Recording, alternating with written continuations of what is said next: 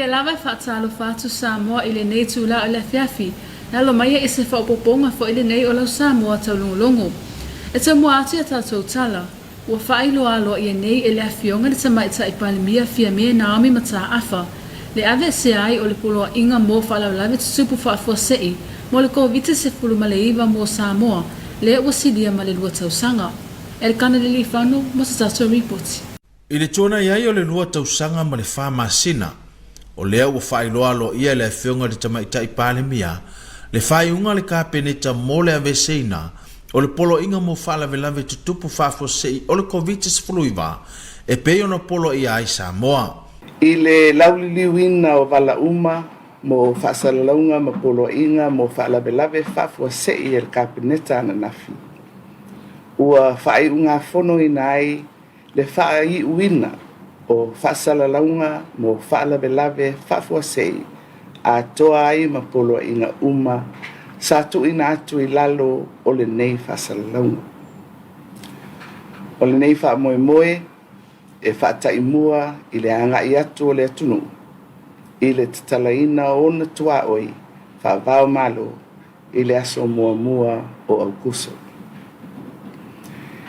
I le ave se ina ai o whaasalaunga ma polo inga mo whaalavelave whafosei o le ato e se atu ai i tūlanga masani le whaatino ina o ngā luenga le malo ia ia inga o tūlafono o lo whaafoe ai au nanga mo le atunuu. E pei o le tūlafono mo le soifua malo loina a onga maisi au nanga ale malo. O le tūlanga i le ulu whale mai o tangata i le atunuu e afu atu i le aso mua mua o kuso. O le awhaafoe ai e inga e tusa matula fono o i tūtino ese o le malo. O lo whea ngai mō tātou tua oi whawao malo. O le masino mati luafe lua se furu na amata whailo ai ma whaamamaluina le polo inga mo whaalavelave tutupu whaafose i mosi o tātou watunu. Ina wa afia le lolangi atoa i le whaamai o le COVID-19. O le polo inga sa whetuutu nai ma whaawa wina mai lava i le amatanga si o mai lo na taunu unga i le po na po o la so lua se fulu ono i unai ma wa atoa i aile lua tausanga ma le Faamisina. O le nei wa tatou taunu mai i le whaiunga o le piliota sa whaamaonia mo le iai o le tunuu i whaasalalaunga mo whaalavelave whaafuasei no na balus fultasi. Ato ai ma polo inga o babao satu ina atu i le masina na te anei.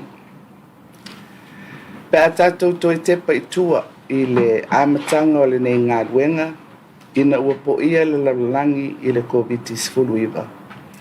O se savalinga umi ai maise le tele o whaingata sa o tātou tau asa mai ai. E le whapitoa mo Samoa nei whaingata ai ua o fia atoa le lalangi. E le ngata i tūlanga tau whemalanga inga whaavao malo o whewhatawa inga mpisinisi. Ngā luenga mati nae mo le tamau a inga o atunuu. Olu i tau o au nanga wharesoifua malo loina ma o aunga. Ai whapea i latou ua mali liu ona o le whamai. O wala whaangalunga tā ia ua aafia ai atunuu uma e au fia ai ma Samoa. E le titi le ngang whaaftai e pe ona saunoa i aile tamaita i panemia le ngata i taitai o le atunuu. O taitai o le kalesia, taitai o nuu whaapea whalapo tonga tuma oti ma Samoa atoa. Ona o le lango ma le ngā lulu e whaatasi, a whasa ngai Samoa ma le polo inga o whaalavelave tutupu whaafua sei. Talo le whaamai o lo pepesi le lalangi. Samoa e le mawai, le nganga whaaftai i lo o tau sao tāua. I le puipuinga o le tunuu mai le whaamai. O ni tanga e whai i wasa, mani tonu e le tua le tau whai atu o le malo. Pe ana le ai lo o tau whinangalo, e lango sua i le nei ngā luenga. O lea wata oto ata o mātango fie, i le anga le lei mai o le atua, ua mawhai ona tātou soifua, i to tonu o whaingatā o le COVID. Le tapua inga i lau whionga i le au mamalu o le malo, Ia whaafitai le whaatotoa au whea ngai le tātou mālo ma tau mwhenga uma. Mō le puipuinga o le tunuu mai le whamai. E le whangaloina le sao le pūlenga mamalu a li ima whaipule a wā nuu mawhioanga. Mai lava i le amatanga o le nei whaamoe moe se ia o mai le nei tuaso. Whaafitai le soa, whaamahalo le tō whaama le uta, na malu ai a tātou tau mwhainga uma. Le pai o taitai o e kālesia i le tunu, ai mai se le au whainga luenga tutofia le atua. Whaafitai le tatalo, whaamahalo le tui peo le langi, ia manuia Samoa mō na tangata, a o tātou iai lu i tau o le whaamai. Le au whainga luenga le mālo, ia lii, matamai tai fō mai, ma tausi soifua. Ai mai se le komiti o whaalawe whaafua sei. Whaamalo le ngā lulue, whaafitai le whaitaulanga mo si o tātou atunu. Ia whaamanuia le atua i o tau whaiba. E whaafitai fo i le vāenga tū ma oti ma bisinisi uma i le atunu. I lo o tau sao la lango whaatasi ma le tau mwhai atu o le mālo. Whaamalo le ngā lulue, whaafitai le ono sai. O lo o tau whina ngalo alofa i a Samoa. Na whaafetai e fo i tamaitai pāle mia le lango ne e tātou paanga, ma wheso swani o lo o fwina mai ma lo mātunu i whafo, o lo wheso swani tele mo Samoa, i taimi o le pangatia, au iaisi o tātou watunu o le polo inga, e le kana le li whano, mo lau Samoa taulongolongo. O le masina nei lea e mai ai le umi, e 5 tausanga o le tōwhinga a lea o le malo o Samoa, e pei ona se e iai i le taimi nei, ma o lo ta oto le toe whaawa wina i se whai unga a le kapeneta, ma le whai ngā malo o lo ua iai nei, e le kana le li whano mo se tato report. O le masina nei le mai ai le 5 tausanga o le nofo inga le afionga i le ao le malo o Samoa, e pei ona iai i le taimi nei, pe tai o lo ta oto le toe whaawa wina o lea tō whinga i le kapeneta, ma le whai ngā malo lo tu mai le foe i le taimi nei. O lana fionga i la mamalu o le malo Samoa le fionga i atui ma le li whano wa le toa sualau vi le lua. Sa tō fia i le tō whinga i la solos futasio i ulai luafe se fulumanifitu. E tau a veina le tofio le ao le malo, mo le isi 5 tausanga, e peo na tō toai i le whaavai o le malo tu tō tasio Samoa. Ai ai januari o le tausanga i luafe se fuluima, na pasi ai le whainga malo o mawai le HRPP, le tapula au tausanga mō paya inga o le hao le malo, le ua iai le tailua paya inga e tai 5 tausanga, e se e iai se ua filfilia i le tofio le hao le malo, e tusa lea ma le se fulu tausanga. O le fionga ia tui ma le li whano wa le toa sua lau vi le lua, sa soifo mai i le aso lua se fulu iwa o perila, i le tausanga ia fe iwa se lau wha se fulu manifitu. Ma ua fitu se fulu 5 nei tausanga, le matua o le soifua, o lana fionga i le ama malu o le malo. O le tausanga ia fe iwa se lau fitu se fulu manifitu i le masino i ulai, na se e iaila na fionga i le suafa tui ma le li whano. O la fionga ia tui ma le li whano wa le toa sua lau vi le lua o se alo, e whaasino lea i se tasi o tai longa o le maua Samoa. Le fionga ia tui ma le li whano whaoloi isi ua ana mua, ma o lana fionga foi. E iai ona so o tanga i le sa avea masui o le fono sui tō fia le tausanga ia feiva se lau ono se fulma le lua, a ngai le tausanga ia feiva se lau fitu se fulma le wha. Le fionga ia tui ia ana tui ma le li whano sua tipa le lua. Na filifilia le fionga i tama ainga, le fionga li tui ia ana tui ma le li whano wa le toa sua lau vi le lua. I le tō finga o le ao le malo ina ua mai ele se fulu tausanga o le paia inga, o taua veina i le fionga i le tama ainga le fionga ia tui atua tu puata ma sese efi, le tō finga o le ao le malo. Ma o le a whailo mai se teimi le whai unga le kapeneta ma le malo, e winga i le tō finga maua lunga le atunu, e le kana le li whano, mo lau Samoa taulongolongo. Ua pasia nei e le kapeneta le filifilia ai o nisi o ofisa sili, o pūlenga mo nisi o matanga luenga ale malo, e au fia i le pūlenga o tangata sa whao mai mua mai fafu, ma le matanga luenga o feso ta inga ma wha matalanga wha te konolosi, o se hatelenga le nei o le report. Ua wha maonia mai e le kapeneta so finga o nisi o tamai taise tu o lua, Ile se e mai e avea ma ofisa sili mo niso pulenga le malo e au fia ile pulenga o tangata sa whao mai mua mai fafo ma le pulenga o tanga luenga o fiso sa inga ma wha masalanga te kono losi wha ne yon na po o nei so finga sa wha mautuina mai ina ua mai ale fono ara kapineta mai loilo ina ai e o le a avea ma ofisa sili o nei pulenga ma oni pulenga te tele fo ia le malo o lo o tele ina wha moe moe iai le tala tau le tamau ainga a le atunu ai mai se o le toe alo ato le atunu e te tala ina fe malanga inga wha mau malo i le masina o lumana inei o ila ua nei ua filifilia ina pati vaine pētai a te vita ua tōwhia ina nei i le tōwhinga o le pulasiri al pulenga o tangata ta wha mai mua mai fafo sa wha maunia mai le tōwhinga o pati vaine i le aso tōwhi o le vai aso na te anei ina ua tongi aso o mai ai le kapineta mo le filifilia ina o le asui fou al pulenga o tangata sa wha mai mua mai fafo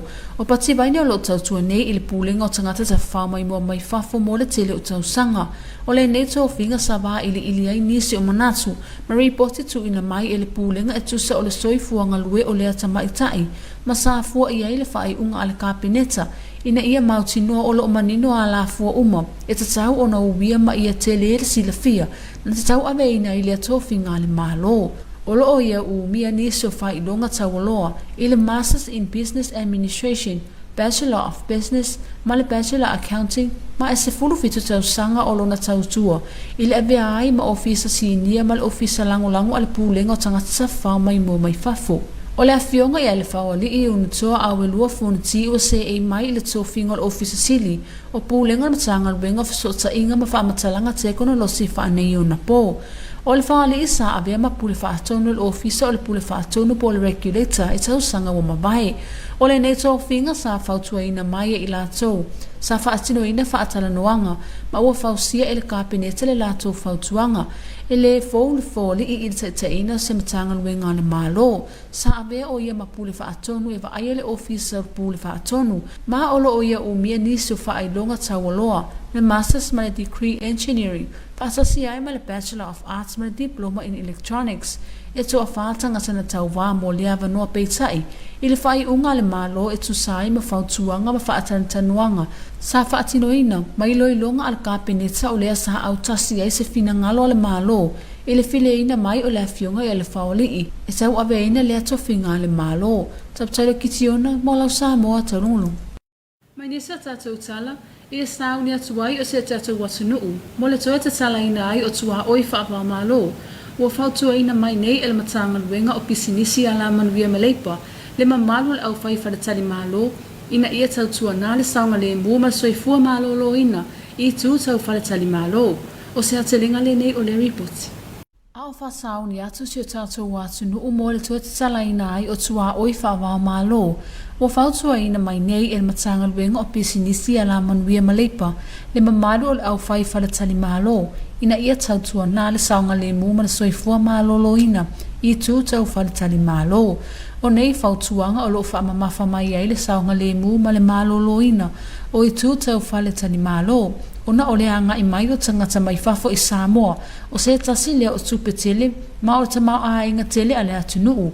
O lea ua e aise tō wha i le matanga luenga, o le a whape foi o na whaatino i nisi o asia singa. I nei vaenga mō motu e lua, mga luenga siasi ala vaenga, o lo wha mausia le saunga le mua ma le soifua mahalolo ina i whale whainga luenga i motu uma e lua. E to sai ma le vaenga sifurutasi, ti ute lau tele o tangata e ona ngā luenga i tangata whainga luenga.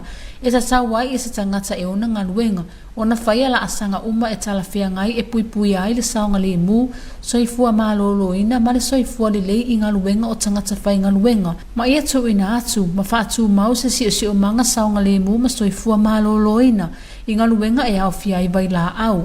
Whainga tau le whaatinonga o ngā luenga, ma so se whale po so se nofuanga whaitele, po se nofuanga umia sa o loto lea, o loo whaia ai se ngā luenga. O le manu lau ti o le nei wha moe, ina ia mawhai ai o na maua mawhai loa mai vaenga o loo mo o mia lo na wha alelea, tau le saunga le mu ma soifua malolo ina. Ma ia mawhai o na tuwina sa o atu ni a wala wha le tū la fono, ia i lato e ona ngā luenga wha al whanatali malo, a wale puipuinga o le saunga le mu, soifua malolo ina, ma le soifua le leo so se sangata whainga luenga i tonu o ngā luenga, tabtailo ki tiona mo lau Samoa Taulogologo. Ma le awhai sina tātou malolonga pupu o na toi taliu mai lea mon ngangana wha Britania. We're going to have some short commercial break, then we'll be back.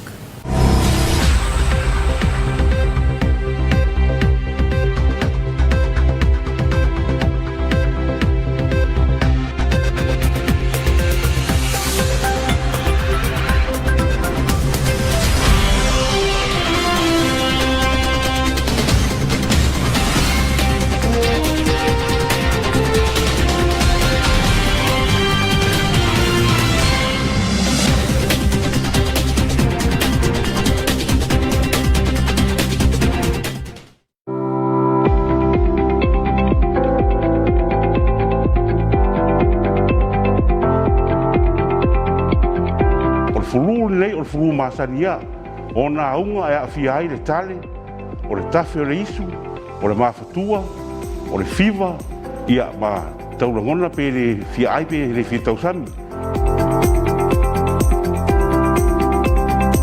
aua te popole afa pe ua fiva tale ia le fia ai ia e te tau ana nofo le whai ngota tō le home isolation e te tau ho ingi Panadol Elixir o le vai ia mo tamaiti le mwhaino rato i minar fuala au tamaiti pe o 5,000 na i runga ia e te tau na inu fuala au afa pe 5 na i se fulu ia e tasi le fuala au e ta iono pe ta i whai tu rama whainu au tamaiti ia e fua foi o lea foi ia e tau na nofo lei e ta aua foi ia le whaasusuino tamaiti ai maise ia i tinao o ia rato waro ma whanau ia ta ua tere breastfeeding ia ma ngasi senga inga o me ai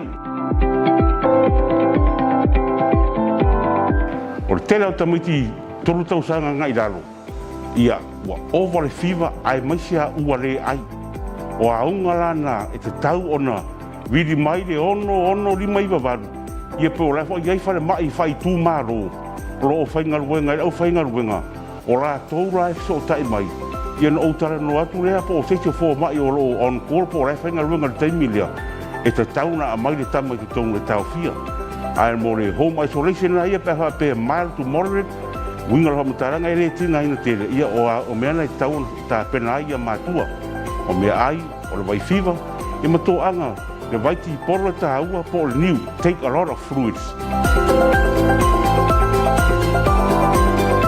o le tuoralo mo le toe wha manatu ia whai le tari fufonga. O le tari fufonga ia pentosi le sila mai lunga le isi na i raro. O tere na isi mātua ma isi tangata e telefono o vai e tu i raro le au vai e le ai e le o le tari fufonga. Ia kawa ma le tautu le sila mai ia le ofi atore le isu ma le mutu.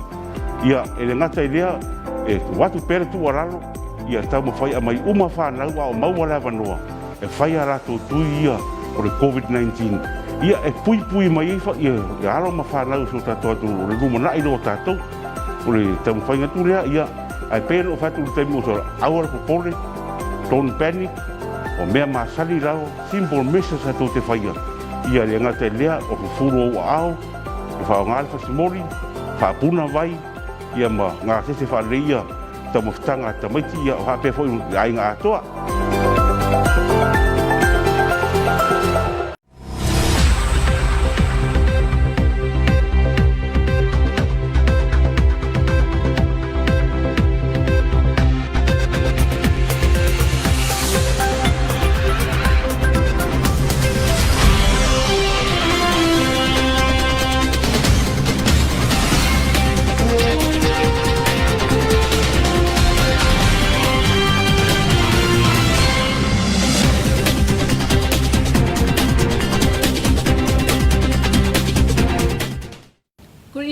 Welcome back to another edition of your TV2 News for tonight.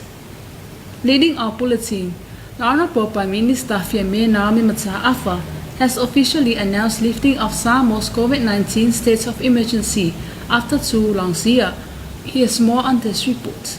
After a long and challenging 2 years and 4 months, the Prime Minister Honorable Naomi Mataafa has officially announced Cabinet's decision to lift the proclamations of state of emergency order for Samoa. In this regard, Cabinet, at its meeting yesterday afternoon, approved the removal of the proclamation of the state of emergency for Samoa, after careful consideration of our current status and the preparatory measures in place for the reopening of our national borders on the 1st of August 2022, as announced earlier. With the lifting of the SOE, all sectors of government will return to their normal operations as guided by relevant legislation. International travels will be regulated under the legislative requirements of government border agencies, including health, ports, quarantine, customs, and immigration. Government will continue to remain vigilant at our borders. Samoa first declared it was under a COVID-19 state of emergency in March 2020. The government had been renewing the SOE orders each month for the past 2 years, and the latest one ended last night, the 26th of July. We have arrived at the end of the COVID-19 state of emergency number 81, which started from midnight of the 27th of June 2022 until today. At alert level 1, we have continued to monitor new cases, encouraged vaccinations for the eligible population, and advised on the importance of adhering to preventative public health measures necessary to cushion the severe impacts of COVID-19.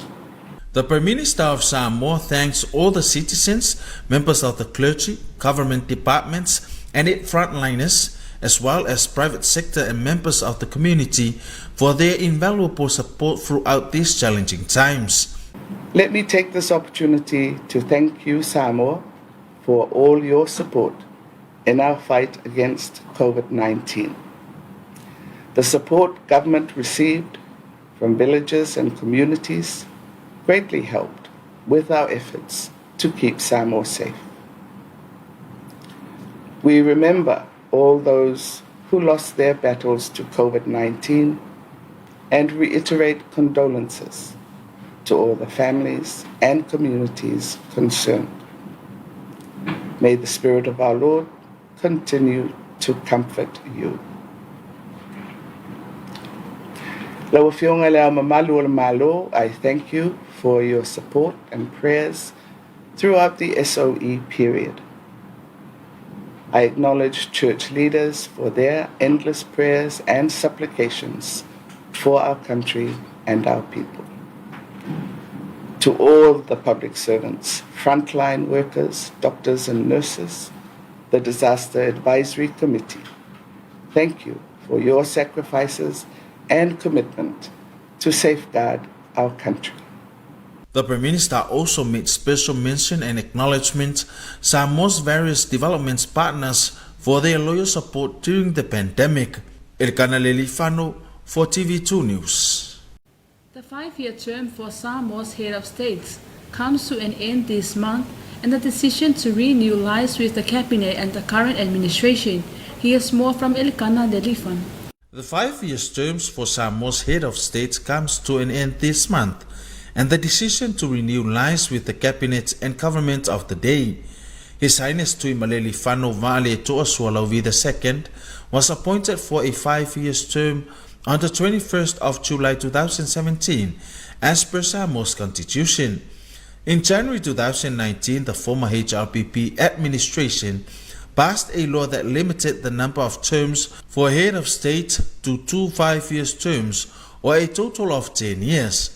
Born on the 29th of April 1947, Samoa's head of state is now 75 years of age. He was bestowed the title of Tui Maleli Whano in July 1977. Tui Maleli Whano Vale To'asualawi II is the great-grandson of one of the Mau movement leaders, Tui Maleli Whano Fa'aoloi Isiwa Ana I, and he is also the grandnephew to the former Council of Deputies members, Tuia'ana Tui Maleli Whano Suatipatipa II. Prior to His Highness Tui Maleli Whano's appointment, His Highness Tuiatua Tupua Tamasese Efi served as Samoa's head of state for 10 years. The government is expected to make a decision soon. El Canale Fano for TV2 News. The Cabinet has approved the appointments of new Chief Executive Officers for some government ministries, including the Samoa Tourism Authority and the Ministry of Communications and Information Technology. Here's more on this report. The Samoa Cabinet has approved appointment of the two women Chief Executive Officers for the Samoa Tourism Authority and the Ministry of Communications and Information Technology to take over the next 3 years, following completion of government's through recruitment and selection process. These appointments encompass Pativaine Petaya Tevita, the new Chief Executive Officer for the Samoa Tourism Authority, per appointments approved by Cabinet last week Thursday. From a list of 7 applicants, Cabinet endorsed the recommendation from the panel to appoint Pativaine Petaya Tevita as the new CEO to lead the authority for the next 3 years. She holds a Master's in Business Administration, complemented by a Bachelor of Business and a second Bachelor Accounting. She brings 17 years of valuable experience as Senior Officer and Assistant CEO with the Tourism Authority. The new Chief Executive Officer of the Ministry of Communications and Information Technology. is not new to leading a government ministry. She served as the regulator in charge of the Office of the Regulator. She holds a master's degree in engineering, complemented by a Bachelor of Arts and Diploma in Electronics. Taulogologo for your TV2 News. In other news, in anticipation of reopening of international borders, the Ministry of Commerce, Industry and Labour advised all our tourism operations that occupational safety and health inspectors will conduct safety and health inspections for both Upolu and Savaii. Here's more on this report.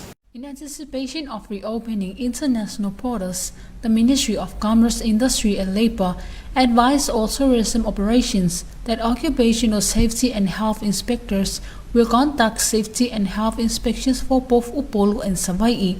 Pursuant to Section 11 General Duty of Employers to Employees, an employer must take or responsibly practicable steps to protect the safety, health and welfare at work of employees, and to provide and maintain a safe and healthy working environment, including substances, systems of work, and any building or public or private area in which work takes place. It's the opportunities for inspectors to identify areas of improvement, to strengthen provisions and methods to protect worker safety, health and welfare. Taulogologo for your TV2 News. And that is the conclusion of your TV2 News for tonight. Special acknowledgements to the Samoa Water Authority for supporting your TV2 News. Until then, good night. Maolefai unga le na lau Samoa Taulogologo ile nei tu lau le fiafi, famawina le nganga alfaftai ile pulenga o suavai, ulang lau ina lau Samoa Taulogologo, ai manuia fa sausanga le fiafi tu fa soifu.